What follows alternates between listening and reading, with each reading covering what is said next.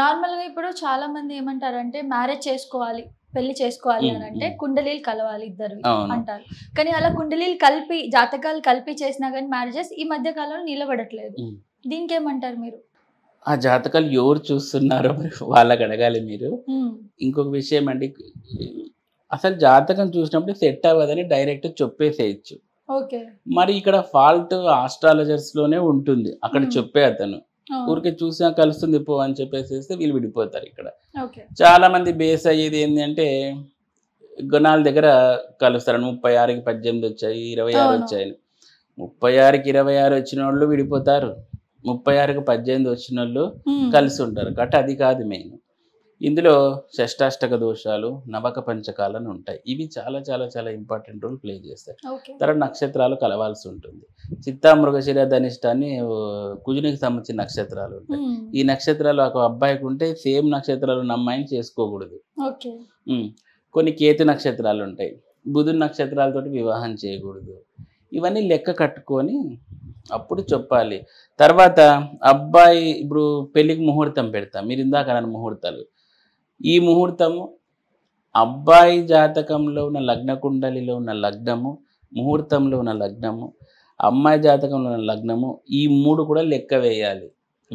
ఈ మూడిటి కూడా షష్టాష్టక దోషాలు రాకోకుండా చూసుకోవాలి. ఇప్పుడు అవన్నీ ఎవరు చూస్తున్నారు? ఎవరు లేదు. ఊరికే ఫస్ట్ చూసేది కుజదోషం ఉందా లేదంట, అది కూడా ప్రాపర్గా చూడడం లేదు.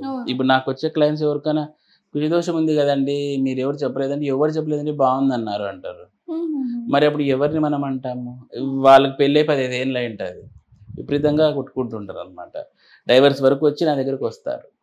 అలాంటప్పుడు మనం ఎవరినని అనేకుంటుంది. అంటే మనం మ్యారేజ్ చేసుకునే ముందే ఒకవేళ చూపించుకుంటే చెప్పగలుగుతామా వీళ్ళు కలిసి ఉంటారో లేదా? షూర్, ఖచ్చితంగా చెప్పచ్చు. ఓకే. మీరు అలా చెప్పారు? ఎన్నోనండి, ఎన్ని కేసు మీరు తీసుకురండి. నేను అనాలిసిస్ చేశానంటే ఇంకా అందులో షాక్ అయిపోవాలి. ఎస్పెషల్లీ ఇట్లాంటి పర్సనల్ ఇష్యూస్ కానీ చూస్తే అర్థమైపోతుంది ప్రాపర్గా లేరు. ఈ విడిపోతారు, విడాకులు అవుతాయి వీళ్ళకి. విడాకుల ప్రక్రియ అనేది చూడండి, విడాకులు మన సంస్కృతి కాదు.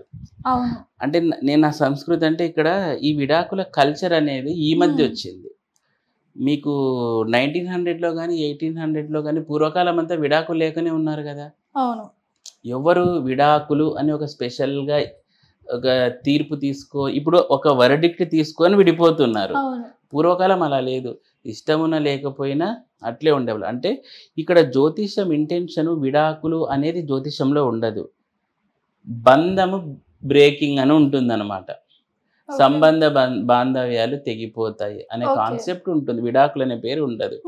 విడిపోవడం అంటే వాళ్ళు మానసికంగా ఛిద్రమైపోయి ఇట్లాంటివి ఉన్నాయి. ఇప్పుడు ఈ జనరేషన్కి తగ్గట్టు ఇంక విడాకులు అనుకోవచ్చు మనం. ఇప్పుడు చూడండి, పూర్వకాలము ఒక్కొక్క ఇప్పుడు మేల్కి దాదాపు 3-4 మనకు వైఫ్స్ ఉండేవాళ్ళు. అంటే ఇప్పుడు 4th వైఫ్ వస్తే ఆటోమేటిక్గా ఫస్ట్ వైఫ్ ఫీల్ అవుతుంది కదా, ఎంత వాడు రాజు అయినా కానీ లేమెనైనా కానీ. అంటే ఇక్కడ ఆమెకు ఒక రకమైన ఒక భావం ఏర్పడుతుంది, ఏంటిది నా పరిస్థితి ఇట్లా అయిపోయింది. ఇప్పుడు ఆటోమేటిక్గా తనకు అక్కడ బంధం బ్రేక్ అయినట్లే కదా. సో ఇది కూడా వన్ ఆఫ్ ద కాద జ్యోతిషంలో ఉంటుంది, జాతకంలో ఉంటుంది. దీని ఇప్పటి టర్మినాలజీలో మనం విడాకులుగా చెప్పుకోవచ్చు.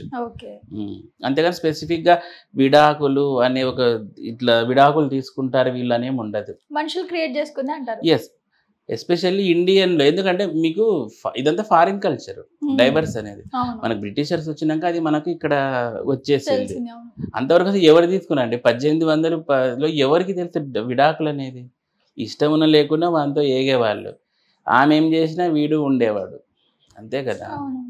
ఇది కొత్తగా క్రియేటెడ్ అయిన పదం అంతే. జాతకంలో ఇట్లాంటి విడాకులు ఉండదు. ఈ బంధం విచ్ఛేదము ఇట్లా టర్మినాలజీ ఉంటుంది. సబ్స్క్రైబ్ చేయండి. Please do subscribe to please like, share and subscribe to top Telugu TV. Top Telugu TV.